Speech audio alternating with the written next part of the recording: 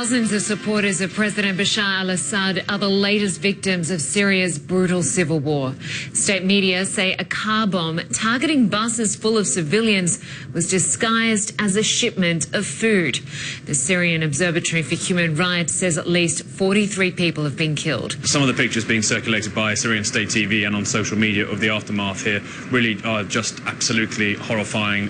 This explosion, it appears, hit people who are inside buses moving, people perhaps trying to get onto those buses. Pictures of dismembered women and children in states of disrepair leaning out of those buses. Now, give me some context for this, because this movement of people was a very key moment, frankly, for, you might say, the future of the Syrian civil war. A lot of the issues here, of course, involve sectarian nature of violence, the Syrian regime being predominantly Shia, a lot of Shia supporters, and many of the rebels predominantly being Sunni. Now, this was trying to evacuate two towns called Foix and Kefraya that are in the Idlib province, which is predominantly held by rebels. Some of them, in fact, are actually quite extremist. Some, in fact, said to be linked to Al-Qaeda. Now, Foix and Kefraya have been besieged for quite some time, but also, too, in the south of the country, had other towns being besieged by the regime.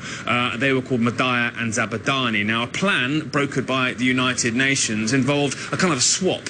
So people would be let go of one besieged town, besieged by rebels, those two towns in the north, Foix and Kefraya, but at the same time, in the south, Madaya and Zabadani, sort of encircled by the regime, they too would be allowed to let some people out. Now, we're talking really in Foix and Kefraya about 8,000 people in total, 3,000 supposed to be on the move today. So that's an awful lot of people moving around. And of course, there'd been ceasefires agreed to allow safe passage. What seems to have happened is, as some of these buses were leaving, and it's not quite clear exactly who was in control or beginning to become in control of the area where the blast hit, but as they moved, that is when the car bomb appears to have struck this convoy. But we have since heard that the evacuation process is continuing despite this, you would say, hiccup but disastrous moment in it, punctuating it. And you should bear in mind, this sort of bodes, you might say, better for the future of Syria if these besieged towns are allowed to let people out. But it more broadly suggests that there's a sort of a kind of way of permanently changing the ethnic and demographic map of the country, given that Sunnis